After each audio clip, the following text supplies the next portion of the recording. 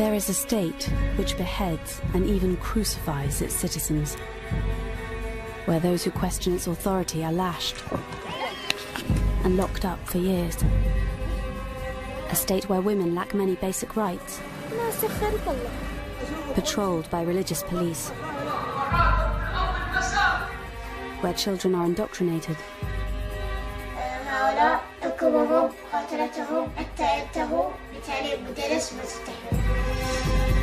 but this is not the Islamic State. This is the Kingdom of Saudi Arabia. A close ally which buys billions of pounds worth of British arms, whose security forces we equip and train, even though they're in conflict with many of their own people, whose oil we buy, and whose royals get the red carpet treatment. We have a relationship with Saudi Arabia because we receive from them important intelligence and security information that keep us safe. Working with a team of Saudi undercover cameramen, What's this? This film sets out to penetrate one of the world's most secretive and repressive states. The women, they're imprisoned. They just fear freedom. Because of American and European support to the Saudi monarchy, our people have suffered. And we will uncover how Saudi money and ideology has helped drive terrorism around the world. I think there's a very real threat that the ideology that comes from there is posing to us.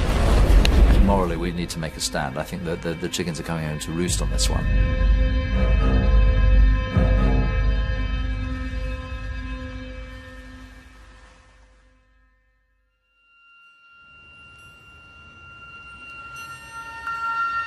In January 2015, the Union Jack was flown at half-mast in Westminster.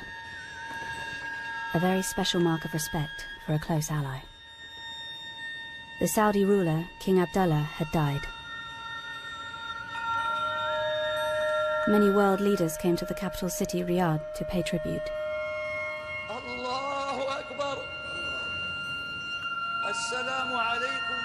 In the same month, in another Saudi city, a young blogger was whipped in public. Raif Badawi was convicted of insulting Islam after he spoke out about his government and religion. He wrote, "The only way to deal with an unfree world is to become so absolutely free that your very existence is an act of rebellion." For comments like this, Badawi, a father of 3 young children, was sentenced to 10 years in prison and 1,000 lashes.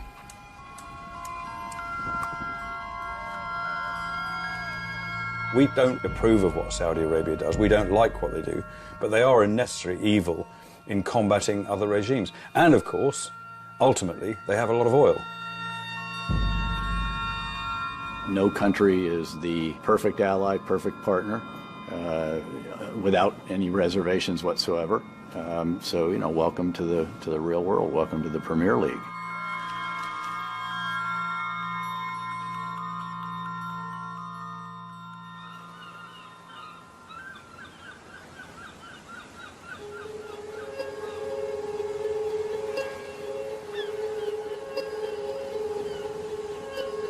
كان يسب السعودية يا أخي ما شيء يقول لا أنت بنت جبال تسمع يعني من الجبال هاي تسمع الشخص لما يبغى يتكلم لما يبغى يقول شيء ما يستطيع ما في أي حاجة داعية يعني فكانت السلطة تعتقل على الكتاب هوس الخوف هذا بيصير على الشعب كامل سواء كانوا شباب أطفال. Yasser is part of an underground network of activists in Saudi Arabia. It's one of the most secretive countries in the world. No journalist can operate freely, and you can't even get in as a tourist. So Yasser's come to Istanbul at great risk to collect an undercover camera. Over the next 6 months, he will be filming secretly inside Saudi Arabia. If caught, he'll be imprisoned. من ناحية إنه في خبر، نعم في خبر، نبغى الناس تشوف، نبغى الناس تعرف يعني كيف إحنا عايشين في اضطهاد وفي ذل وفي استعباد. ألزمنا علي إني أوصل الصورة البائسة هذه للناس واللي يكون يكون.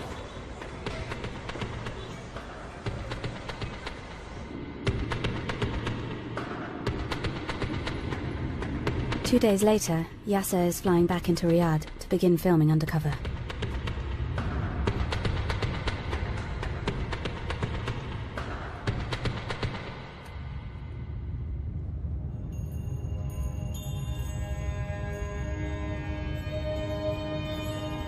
In Saudi Arabia, the king is all-powerful. Since he came to the throne in 2015, King Salman's face looms large over the streets. Saudi Arabia is the home of Islam's holiest sites and the world's largest oil exporter. Its state oil company is worth an estimated £7 trillion. The royal family and their inner circle are worth billions. Yasser films an avenue of palaces. The external face of Saudi Arabia is ostentatious wealth and luxury shopping malls. But the global crash in oil prices has hit the Saudi economy hard. Despite spending billions on social welfare, it's been estimated up to a quarter of the population live in poverty. في 3 أيام وهذه بنتي. إيش نعمل؟ ما يقدر البيت ما خرج الشارع.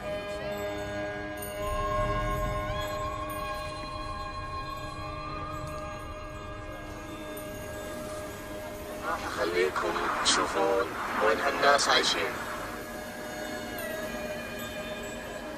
This is how millions of Saudis live. A reality rarely seen by the world, because you can't film openly here. الناس هنا عايشة في عذاب مهين. الواحد غلط شيء خمسين. الأطفال يبيعون. لا إله إلا الله. الناس من المزبلة شوفوا كيف. شوفوا المجاري شوفوا. السوق. تطلب الماء وتشحن. Yasser's in Saudi's second city, Jeddah. He shows us how women often end up begging on the streets.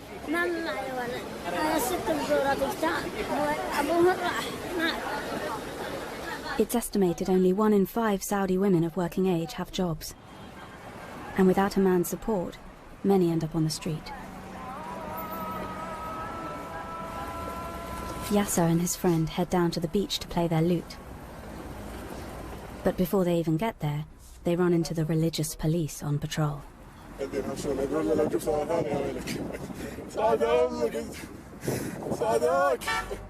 In Saudi Arabia, playing music in public is forbidden by the religious police.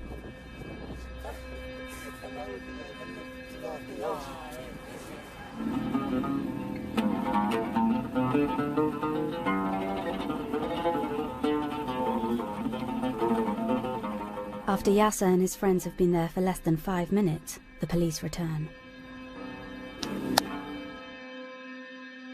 This was the last shot recorded before Yasser's lute and hidden camera were smashed.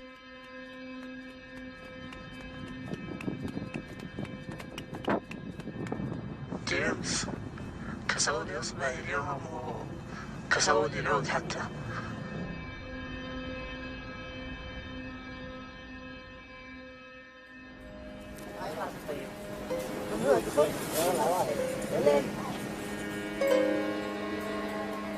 For Yasser and his friends, the religious police are a constant menace. Their official title is the Committee for the Promotion of Virtue and the Prevention of Vice. They patrol the streets and shopping malls, enforcing strict Islamic laws. Activists like Yasser have been filming and sharing clips to expose what they say is their constant harassment.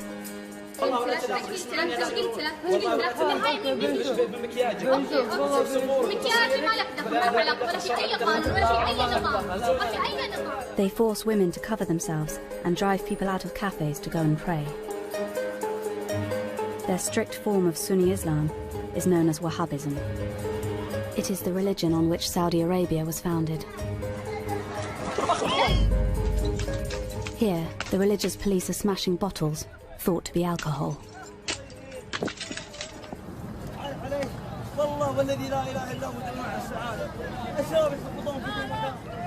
The majority of Saudis are thought to support the state Wahhabi ideology. Filming secretly in a mosque, Yasser records this preacher spreading hatred of other religions.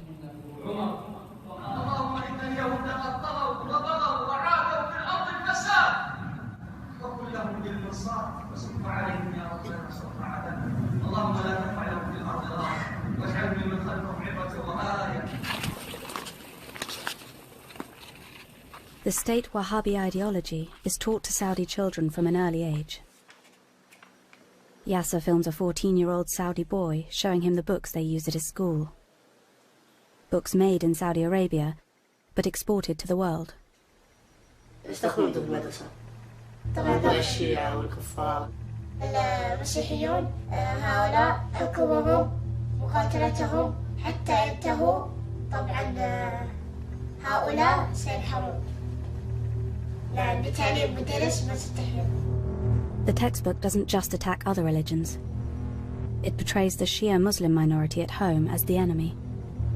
طبعا داخل عن الشيعة أنهم رافضة مقاتلتهم وإبعادهم عن دين الإيمان لأنهم كفار ونقاتلهم حيث أمرنا دين الإسلام. The Saudi education system has been intended as an insurance policy, as a security measure to protect the ruling family and to mislead the millions of students into hatred of other religions, other cultures, and into the worship of the Saudi ruling family. Saudi Arabia is said to have made some progress reforming its textbooks, removing the worst examples of prejudice. But these books are still found in mosques and schools around the world, everywhere from Britain to areas of Syria controlled by ISIS. No wonder thousands of Saudis joined ISIS and other terror group, because they were trained in Saudi schools. From the foundation of Saudi Arabia, the support of the religious establishment has been central to the royal family's grip on power. The regime uses traditional Islamic punishments. Executions are often carried out publicly with one sword blow to the neck. The headless bodies are sometimes then displayed publicly. According to human rights groups, King Salman has asserted his rule by stepping up the rate of executions to its highest level for 20 years.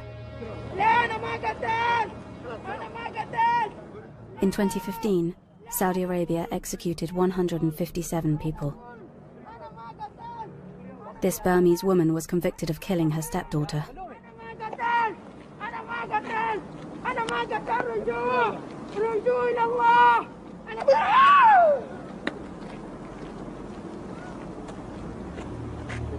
This was filmed by a policeman.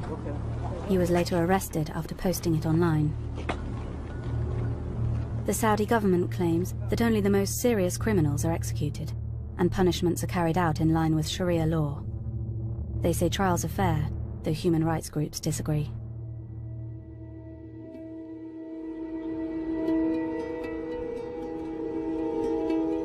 في النهاية تكمل فهم العربيين تسجيلهم تعتقلهم تعتدي عليهم. لا أعتقد أن هذا الإسلام لا أعتقد أن هذه الدولة أصلا تمت الإسلام بصلة. لكن مش الناس كلها عندها غضب، لكن المشكلة ما حد يقدر يتكلم. كل الناس تخاف الاعتقاد. هم كلهم يبغون يخلون كل شيء بالخفي لأنه لو سمحوا بالحرية وبالكلام يعني بتكون بداية سقوط نظامهم يعني.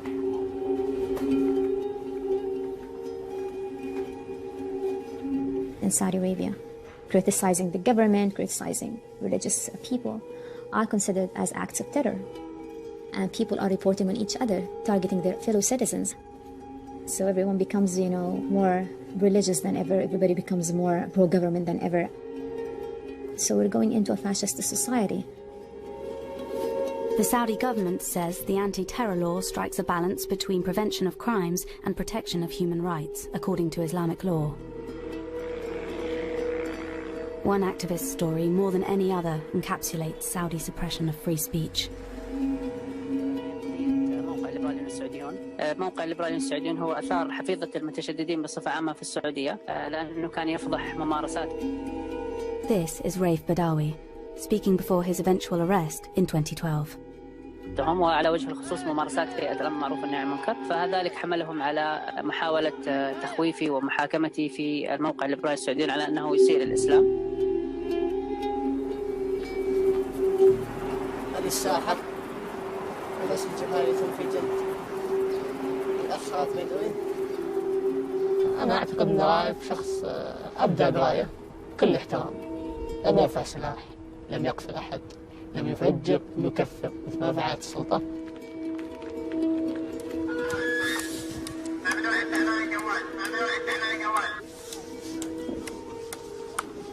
For most of his sentence, Raif has been held in one of Saudi Arabia's most notorious prisons, Bremen. Saudi Arabia shows outsiders state-of-the-art prisons, but people rarely see the reality. Since Raif was imprisoned, Yasser's network has managed to smuggle camera phones into Bremen.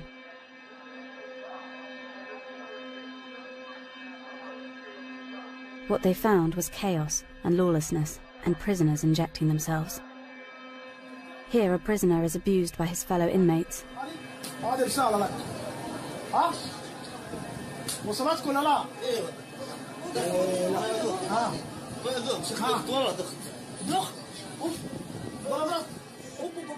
The British government had approved a £6 million contract to train Saudis on how to run its prisons. Amid the international outcry about cases like Raif Badawi's, it decided to cancel the deal, saying it was focusing its resources on domestic priorities.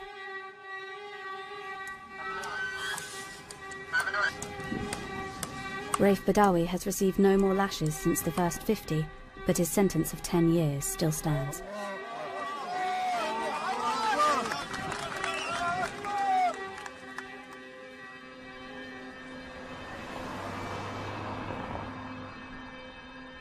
Thousands of miles away, his wife Ensaf and 3 children have received asylum after escaping Saudi Arabia.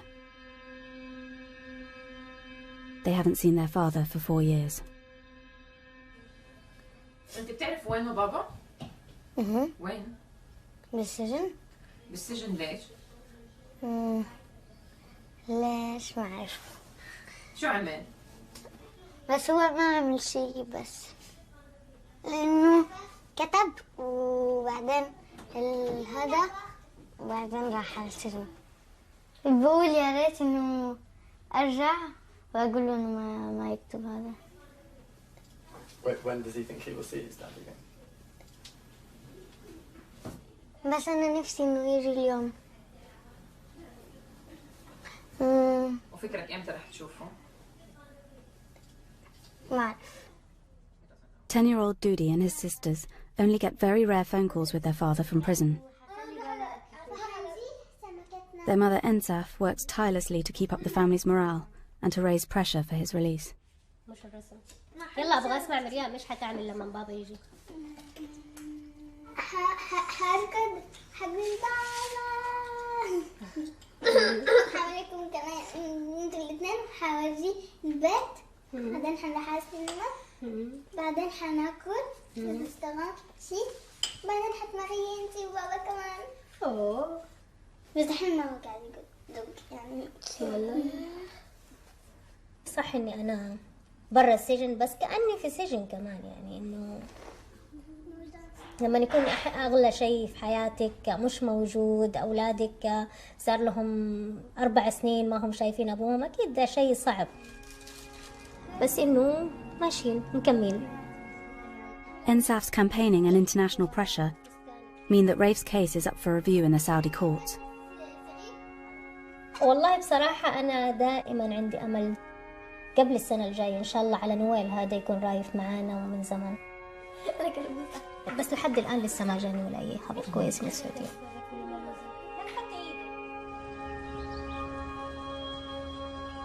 In part 2, we go into Saudi Arabia undercover ourselves and come face to face with the Saudi state. Watch this.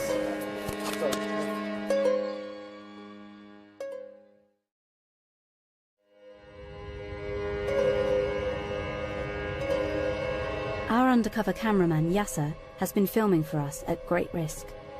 He and his network are trying to reveal the other side of our close ally.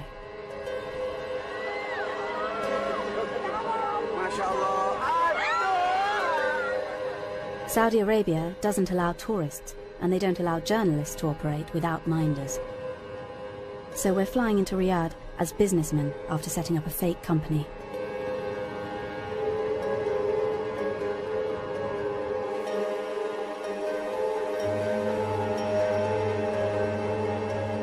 We're taking secret cameras to record our trip. When we get to passport control, there's a bad moment. The border guard looks directly at our hidden camera.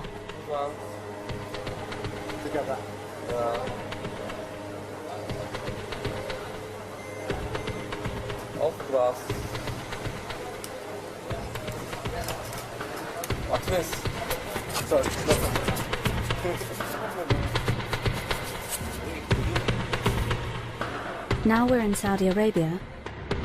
All filming we do is forbidden.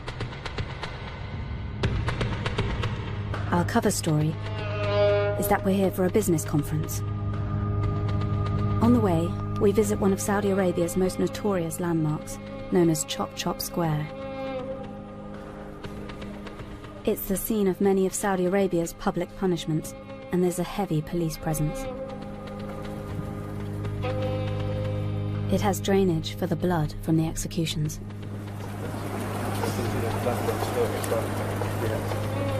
Two Westerners in the middle of Chop Chop Square inevitably raise suspicion.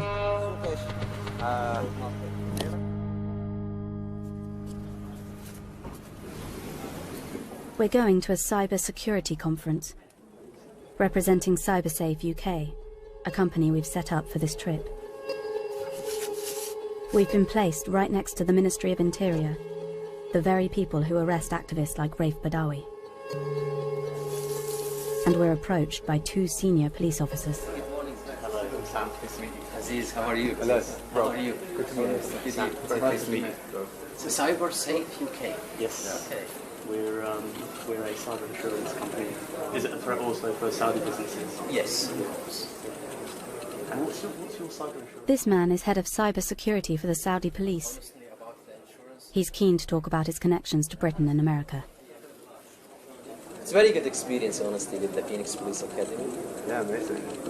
So a lot of senior Saudi police will go to America for training. Yes, yes. And also I had 3 training courses in the UK. Tough? Yeah. British police officers? Oh my God. The British government has been reluctant to make public details about its contract to train the Saudi police. But now we are hearing about it from 2 officers who've been through the training. And was that a British government or was it private? And we take College of Policemen. College of Policemen. Brighton. Brighton. Coventry. Coventry. Coventry. Wow. And they know what we need. Yeah. Did they send a lot of people to England? Yeah. But we have contract with the Ministry for Interior and the government. I think the embassy here have a contract because they are tourists and they do long-term training. Yeah, there's a close relationship. Yeah. The British government has since confirmed to us they have provided more than 300 Saudi officers with training since December 2012.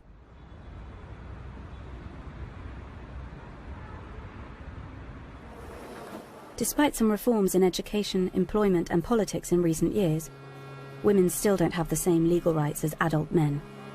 Women can't drive and struggle to perform many simple tasks, such as going to the doctors without a male guardian.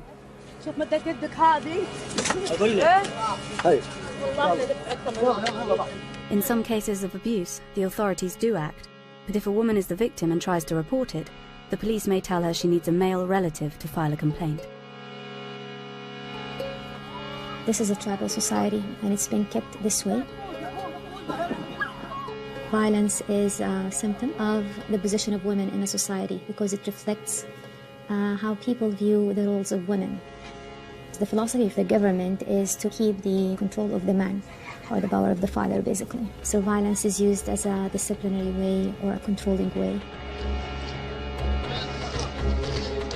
But some women in Saudi Arabia are starting to fight back. One woman has become the figurehead for the new women's rights movement. It's to meet her that we've come to Saudi. Lujain Hathloul is Saudi Arabia's most prominent women's activist, a constant thorn in the side of the regime. She uploaded videos of herself driving as part of a campaign to change the ban against it. أهلين معكم لجين الهذلول. أنا الآن في طريق الغويفات بحاول أقطع الحدود السعودية من هناك ونشوف وش يصير. Moments after this was filmed, Lujain was arrested trying to enter Saudi Arabia. She was imprisoned for 73 days without trial. Eventually, she was released, but she is banned from travelling, and she says she still has terrorism charges against her. Despite the risk, she is still happy to meet us. She may be under surveillance, so we have to meet her in a secret location. I've been threatened since the beginning. My car was broken. I almost got beaten up just because of the campaign. People wrote me letters on Facebook and sent me all sorts of weapon pictures, saying that if I continue, I'll be murdered or my family harmed. Lujain's campaign sparked a debate inside Saudi Arabia. To some women, she became a hero. To the more conservative elements, a hate figure. I try to represent their rights. Some of them don't believe that it's their own rights. They refuse it, they reject it. But I believe that they're imprisoned in their own old raising, their old mindset, or they just fear freedom. Although banned from activism, Lujain hasn't stopped campaigning. She's registering as a candidate in the 2015 municipal elections, the first in which Saudi women can participate. سجلت خلاص؟ سجلت. It's scary. I'm not saying it's not scary, but I'm continuing. I am not stopping. I'm stepping, shaking while stepping, yes, but I'm not giving up. We'd managed to meet a Saudi activist without being detected by the security forces.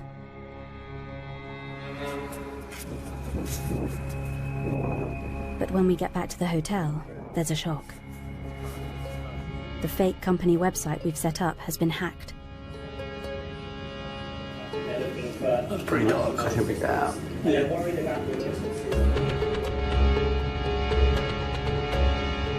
We don't know who's testing our cover story, but we're forced to leave early and head straight to the airport. We hope that there's no travel ban on our passports.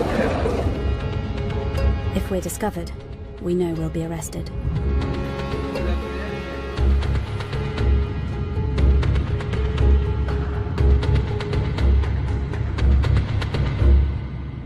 We'd got out, but Yasser is still filming inside. One of his network is driving to a region that's witnessed serious unrest and the first signs of potential cracks in Saudi rule. The east of Saudi Arabia is where most of the Shia Muslim minority live. He's come to meet the family of a boy who has been condemned to death, aged just 17. Ali Nimmer's punishment marked the beginning of what activists say is a dangerous new phase for the Saudi regime.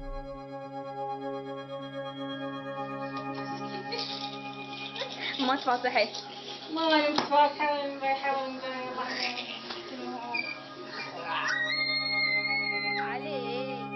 علي النمر شاب عربي مثل أي شاب آخر من شباب العرب يحلم بالحرية يحلم بالعزة بالكرامة.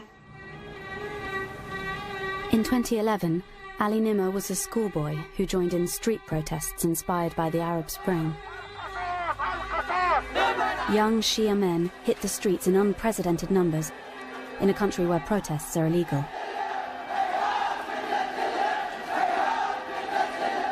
As the days passed, the confrontations with the security forces became more intense. The Saudi police reacted to the protesters with bullets. Scenes like this have raised questions about Britain's contract to train Saudi police.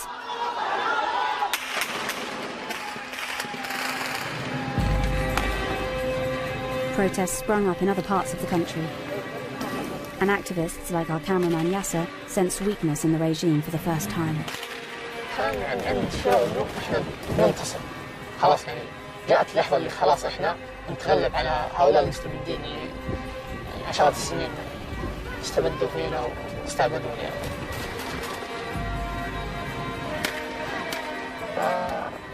كانت خيبة أمل كبيرة يعني بعد الوقوف هذا كان شعور جدا مخيب مخزي. Eventually, after tens of protesters were killed and many more arrested, the regime succeeded in putting down the uprising. اطلق تعال. دانا هنا أنا دانا هنا. هذا بيتي شوف. Ali recorded his anger at the police's reaction in this confrontation outside a police station. ما عندي شيء أنا ما عندي لك كاميرتي. أنت قاعد تطلع في بيتي عشان كذا أنا قاعد. Soon after this was recorded, Ali was arrested. He was charged with numerous offences, including throwing a Molotov cocktail and organising protests by text message. His family say he was tortured into confessing.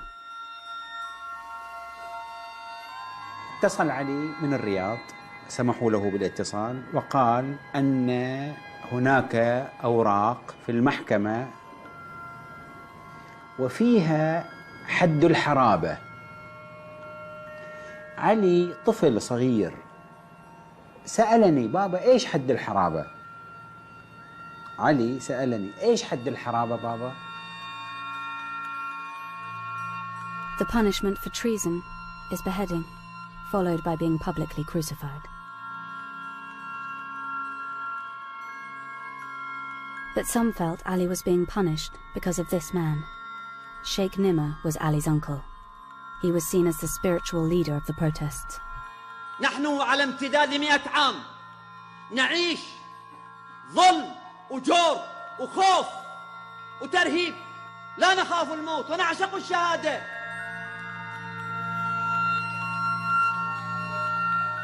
طبعا صعب يعني ليلي ونهاري الذكرى ما يغيب عن بالي، على طول الذكر عليه موجود في بالي، على طول لساني يلهج بالدعاء إليه بالفرج إليه. أشياء كثيرة في البيت تعني لي علي، كل البيت أصلا يعني لي علي. The British government says it has lobbied to spare Ali the death penalty.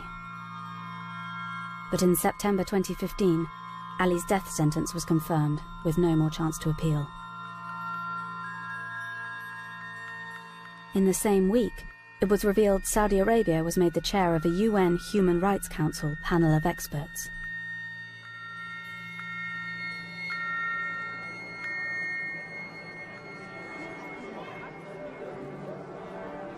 Ensaf, the wife of Raif Badawi, the blogger sentenced to 1,000 lashes, is in Strasbourg to collect an award on his behalf.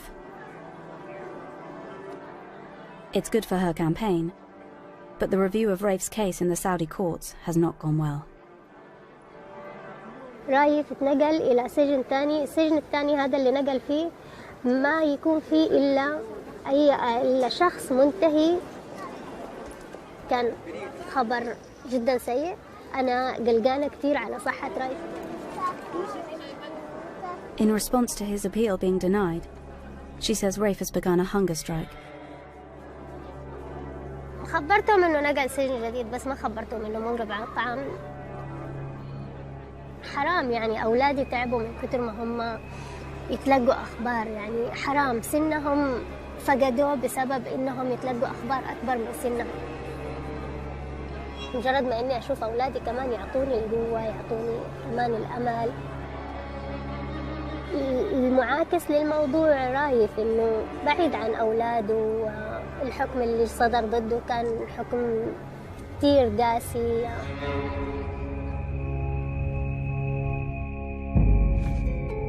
In part 3, we uncover how internal Saudi ideology has been spread around the world.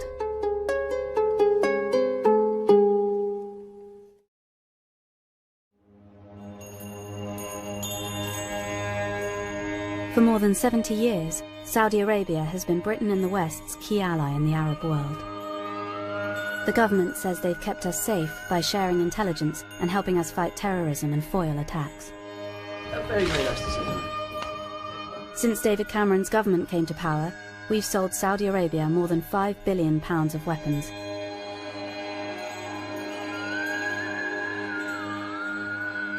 Saudi Arabia has been a very important partner. We've got our oil from them, we've sold weapons technology to them, and they have been an ally in providing intelligence about low-level al-Qaeda activities. But there's an irony there, and that is because actually al-Qaeda stems from an extreme interpretation of Wahhabi Salafism, which is the official religion of Saudi Arabia, and which they've been spreading around the world since 1979. So there's an ambivalence to that relationship. The Saudis have spent at least $70 billion spreading Wahhabi Islam around the world. But they've always denied any official link to terrorism, and are now preparing to send troops in to fight against ISIS in Syria. But evidence has come to light related to the most high-profile terror attack of all.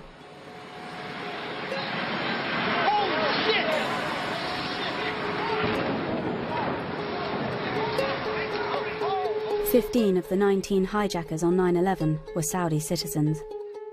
Osama bin Laden himself came from a prominent Saudi family. It prompted the United States to investigate Saudi links to terrorist organizations. There were individuals within the Kingdom of Saudi Arabia, some of them prominent citizens, some of them people with ties to the royal family, who were funneling funds to all kinds of activities. We saw tremendous amounts of money were going to promote a Wahhabi variation of Sunni Islam. And that led to, I think, mostly unintended consequences, but they should have been recognizable consequences. According to US government documents we've obtained, a pattern emerged of Islamic charities supporting terrorism. The CIA reported that governments in the Islamic world had supported the charities' religious activities, but were unable to monitor them or how their money was used. The name of one charity came up repeatedly: the Saudi High Commission for Bosnia and Herzegovina. It was set up in Sarajevo by Saudi Arabia and provided more than £300 million in aid for Bosnian Muslims. The Saudi High Commission was a significant state-funded charity, and it was tied in certain instances to financing terrorism, in particular in Bosnia, for example. There were people within this institution who were funneling funds to terrorist groups at the time. But more than allegations of passing on money, we found evidence the Saudi High Commission was providing employment and cover for terrorists. Inside this New York courthouse are boxes of evidence for a case brought by the families of 9/11 victims against the Saudi government and the Saudi High Commission. The families are currently appealing their case after it was dismissed last year on the grounds of sovereign immunity. Among the material is this tape, recorded testimony from a convicted al-Qaeda terrorist. It's never before been broadcast. This is Ali Hamad, a jihadi who fought with the Mujahideen in Afghanistan and Bosnia. He alleges he and others were employed by the Saudi High Commission, and that local officials at the charity knew that he was linked to al-Qaeda. He says Bosnia was seen as a crucial foothold in Europe for al-Qaeda to plan future attacks. تنشر جنودها وضربتها في جميع الدول الأوروبية. البوسنة للقاعدة ليست مهمة. Hamad was later involved in setting off a car bomb in Bosnia in 1997 after the war had ended. It was apparently designed to kill non-Muslims and reignite the fighting there. Documents obtained by lawyers for the 9/11 families also reveal Washington knew about the charity's direct links to terror. But it was only after 9/11 that action was taken. NATO's heightened state of security. 2 weeks after the 9/11 attacks, NATO special forces raided the charity's offices in Sarajevo. Are you saying that you have evidence of al-Qaeda's activities here in Bosnia? Yes. We've spoken to another senior officer involved in the raid, who described the material they uncovered as very disturbing.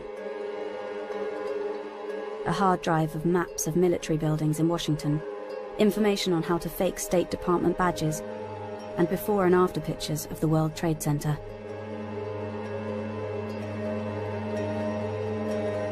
The scope of the evidence, the number of people with terrorist connections who were affiliated with this organization, the amount of money that flowed out of it, undermines the notion that it was a purely legitimate humanitarian organization. There was certainly something else going on.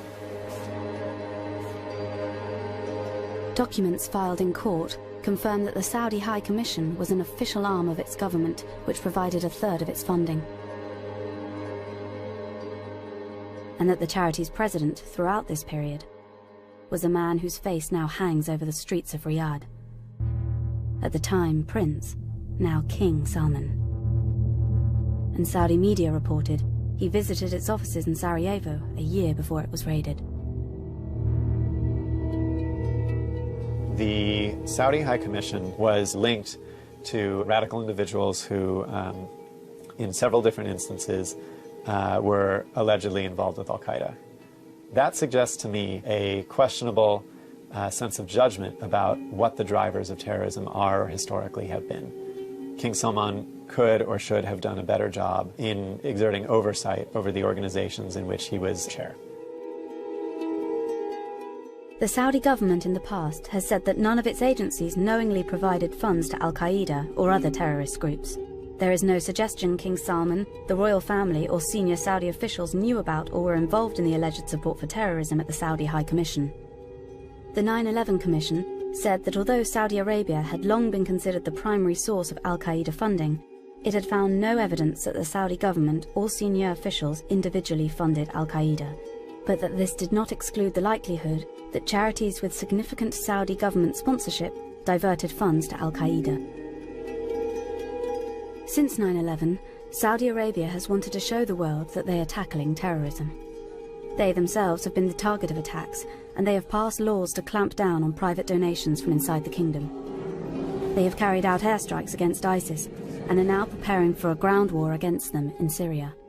They also deny Saudi Arabia supports ISIS ideologically. But many feel that it's the underlying Wahhabi ideology that's the wider problem. The ideology of ISIS is not much different from the ideology that Wahhabi Salafi Islam in Saudi Arabia adheres to. Unless the Saudis deal with this issue, we are going to constantly fight yesterday's war, and even if we defeat ISIS, there'll be another terrorist organization, perhaps with a different name, as long as they have this ideology that emanates from Saudi Arabia.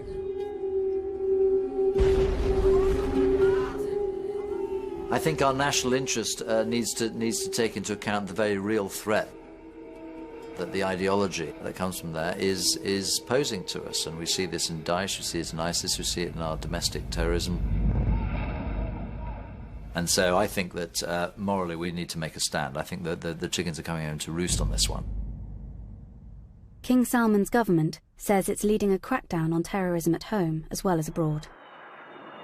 They've led a coalition against an uprising by a Shia militia in neighbouring Yemen, using British and American weaponry in a widespread bombing campaign. And on the 2nd of January 2016, they announced the execution of 47 men for terrorist offences in Saudi Arabia. Saudi Arabia says it has executed 47 people. It was the largest mass execution since 1980. Shia cleric Nimr al-Nimr. Whilst many were convicted Al-Qaeda terrorists, several others were political activists. Ali Nimr was spared for now, but his uncle, the Shia cleric Sheikh Nimr, was executed. This new footage, smuggled out by Yasser's network in the last few weeks, shows how his execution has sparked the first major protests in the East since the Arab Spring.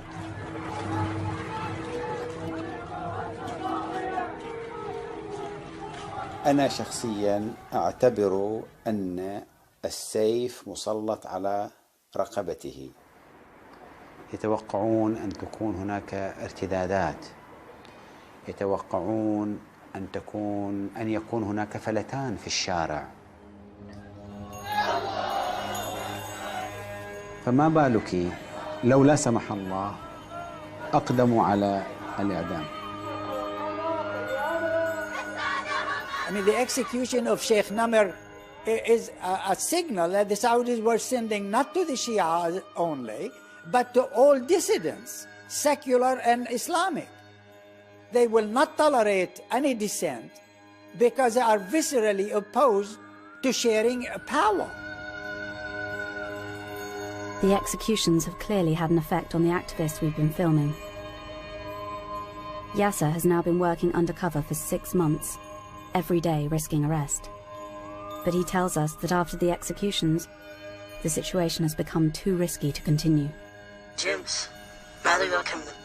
اخوياي كلهم اعتقلوهم والكاميرا شافوها عندي بيقولون عني ارهابي والناس ما مبسوطين ابد. الحين عرفنا حقة ملك.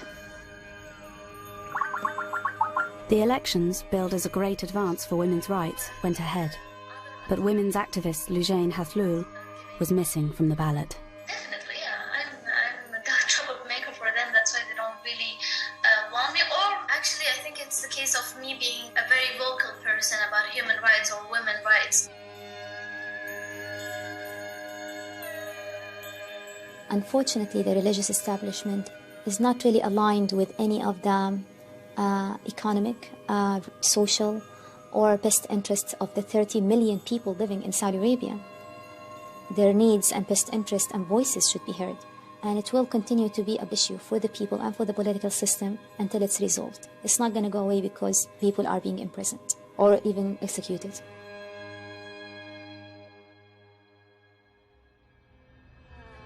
A year since Raif Badawi was publicly flogged, he's still serving out his 10-year sentence.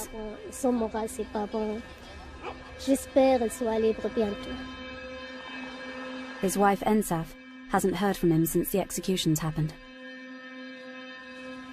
بصراحة يسألوا هم الفترة هذه كتير ليه بابا ما عاد يتصل. ما عندي جواب. لأنه ما بعرف. لأنه فعلا أنا ما بعرف ليه.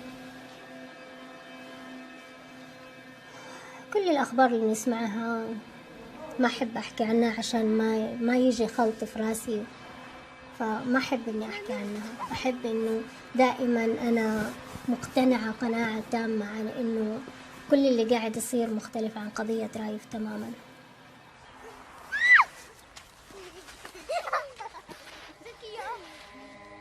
In response to the film, the Foreign Office told us, "Only by working with Saudi Arabia can we bring about changes we would like to see. We regularly raise with them the importance of compliance with international law, including in the Yemen conflict. Senior Saudi leaders have condemned sectarianism and ISIS's ideology. Our police training undergoes strict assessment and is designed to improve human rights compliance of the Saudi justice system. Our arms sales are subject to one of the most robust export control regimes in the world. We are extremely concerned about Raif Badawi and have raised his case at very senior levels. The Saudi government has assured us that Ali Nimr will not be executed." The Saudi government told us, "The Kingdom of Saudi Arabia utterly rejects the partisan nature and sensationalist tone of this documentary, which sets out to portray the country in a negative and unbalanced light. The Kingdom's legal system is based on the due process of Islamic Sharia law. The Kingdom is at the forefront of international efforts to combat terrorism and will pursue anyone who supports and funds terrorist activity, and to suggest otherwise is a slur. In keeping with its biased agenda, ITV chose to undertake covert filming when they could have applied for and received a journalistic visa, like many of their counterparts."